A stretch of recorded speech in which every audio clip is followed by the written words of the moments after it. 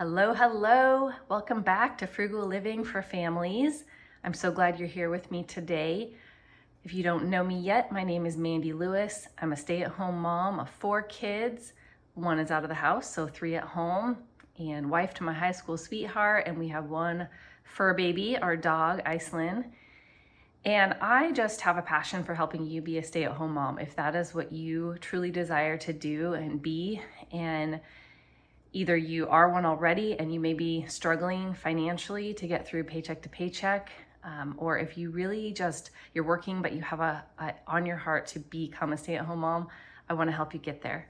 So today's topic, we're going to be talking about how you can easily create a budget for your family. If this is something you haven't done, maybe it seems daunting or overwhelming, you've tried before, this is going to just give you a simple budget that you can get started with right away for your family, start saving money and change your financial outlook. And then we will go from there over time. So jump in with me today on how to easily and simply create a budget. Did you know we have a Facebook group called Frugal Living for Families? I would love to have you come join me over there. We have a great community that supports each other and shares all of our ideas so we can continue to save money, get out of debt, and just improve our family's financial situation, even on one income. I want you to become a stay-at-home mom that you desire to be, or to thrive. If you already are a stay-at-home mom and your family is struggling financially, hop on over to the group. We'd love to have you over there. All right, let's dive in. Let's help you get your family budget started easily and quickly. Your first step is that you need to go and audit your actual spending. So this is something I talked about in episode 3. If you have not listened to episode 3 yet, go back right now. It is the first crucial step to helping you get out of debt.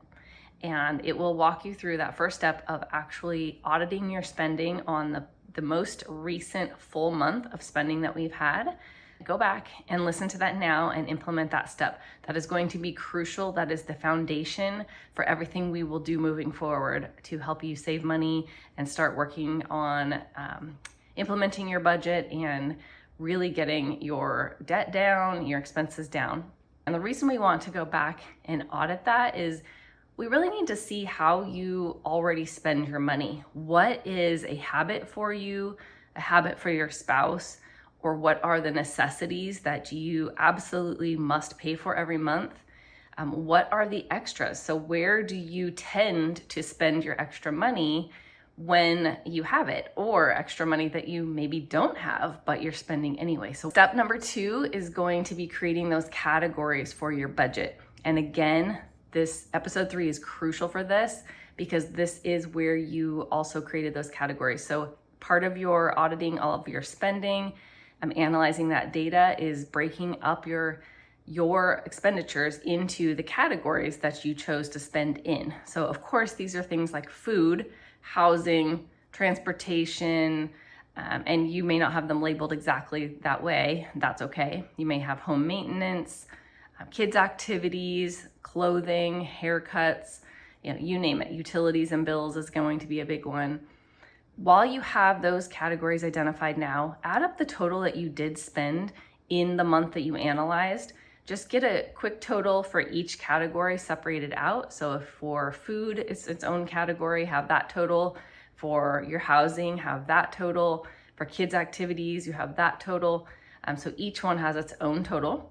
And then total up your entire spending for that month as well. So all of the category totals added up together and how much you spent exactly, every single penny that you spent in that month. Step 4 is to add in those categories that you know you spend in, just not every single month. They might be sporadic, such as gifts, right? You have Christmas a certain time of year, you have birthdays a certain time of year. Another thing that may be sporadic is like vacations, if you have a vacation that you are planning. Kids' activities and sports may be a seasonal thing. Maybe they only play baseball or soccer in the spring. Maybe they play football in the fall.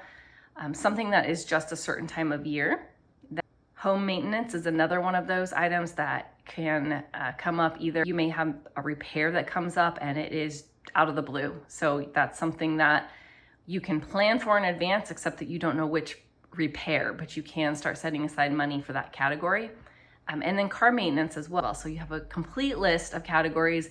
Don't worry if you forget something. You can always adjust later as something comes to mind. Okay, now step 5, then you're going to add up your income that comes in each and every month. So in the month that you analyzed for your everything that you spent money on, add up all the income that you made too. This may be really easy if your husband makes exact same amount of money, if you make the same amount of money, if you work. If it's the same amount on every paycheck every time, that's going to be an easy thing to do. It may be a little bit more difficult if you have sporadic amounts of income coming in, or if either of you have, like maybe you work on commission. That can be where it's you never know when the money's coming. It can be random dates and it can be random amounts. Maybe it's different every single time you get paid. So in those cases, some tips that I like to suggest are you can average them out. You've probably heard that before. A lot of people will tell you to take all of the amount of money that you've made and average that out to a monthly average and use that. However, where you can end up hurting yourself then is in the months where you typically have less income. You don't want to have budgeted a higher amount and then you actually won't have that much income. So unless you've planned ahead and you've set aside extra money, that's not going to help you, can actually get you into trouble. So I like to look at what your lowest monthly income was and go off of that amount if it is a realistic income. Now, however, if your lowest on a month, maybe there was a month you didn't get paid at all. If you have months where your income is so low or you had a month without income, obviously we can't go with 0 as your budgeted income amount. So use your best judgment. Drop any comments below if you have any questions on that. I want to make sure that that is clear and that I'm helping you actually get this budget created. So if you're stuck anywhere, drop me a comment and let me know. Hey friend, if you like this video so far, if you are finding any value, please like this video. I would be greatly appreciated, and feel free to share it with somebody that you know could benefit from this information or from my channel. I would greatly appreciate it, and it could bless somebody else as well. So those categories are now your budget. You can lay those out on a piece of paper. You can, if you are a spreadsheet person, I love spreadsheets. You can add in each one of those categories down the column on the left of your spreadsheet. That's your budget, right? So you have your category totals. Go ahead and pop those in right now as your budgeted amount. So your budget is created. If you are spending within your means, you are welcome to use those exact same amounts for your category totals and go forward with those amounts. However, if you are over, still put the amounts in there so that you have some starting place where.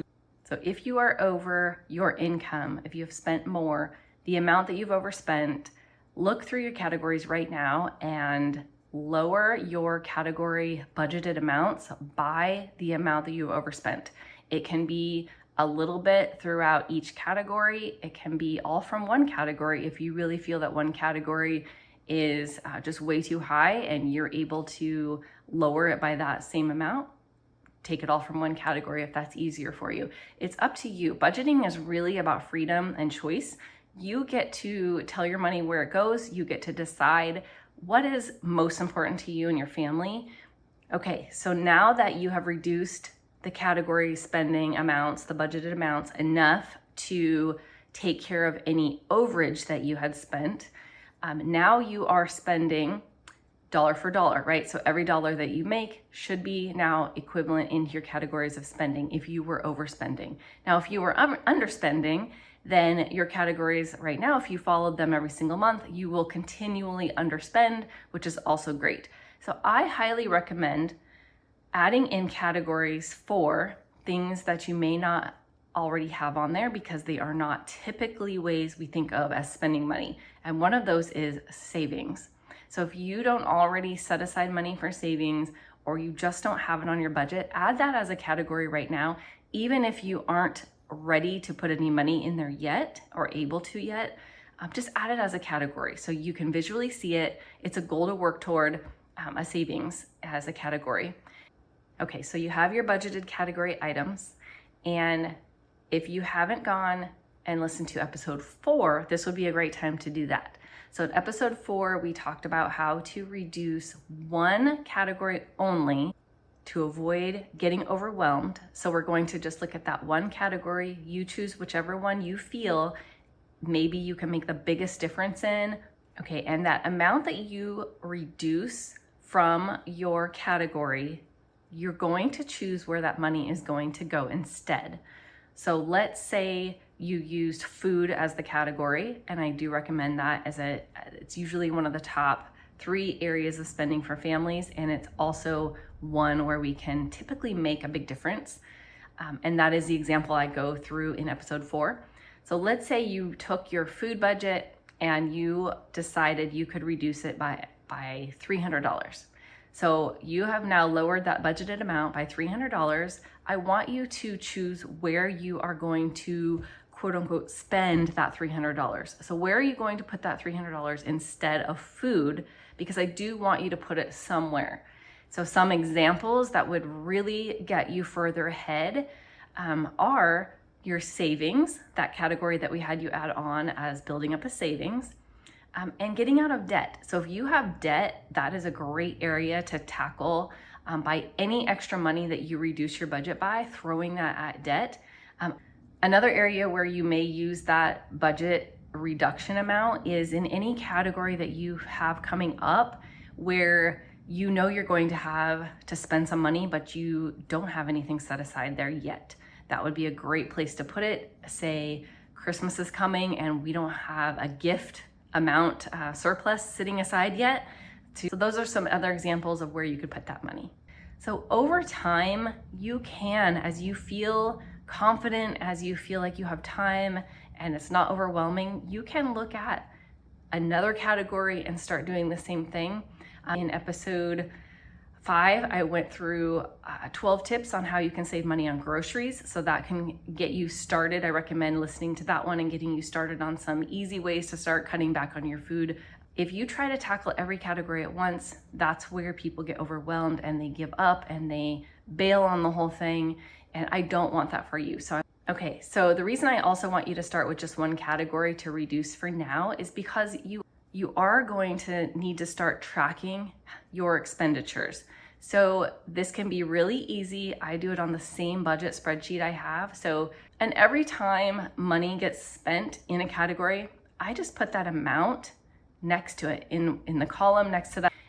But you can also do this by hand. So however, it's up to you. You could do it on a weekly basis and go through and spend every time you've spent money on food and just deduct and look at how much you have left for the month.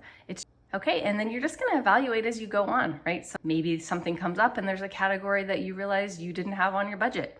Go ahead and add it on. You can always make changes. There may be categories you completely get rid of. You can adjust. This is a working spreadsheet and budget for you. Always make changes, make it work for your family. If you find my content valuable, please subscribe so you don't miss any future content that I put out. I really want to help you and your family thrive on a single income.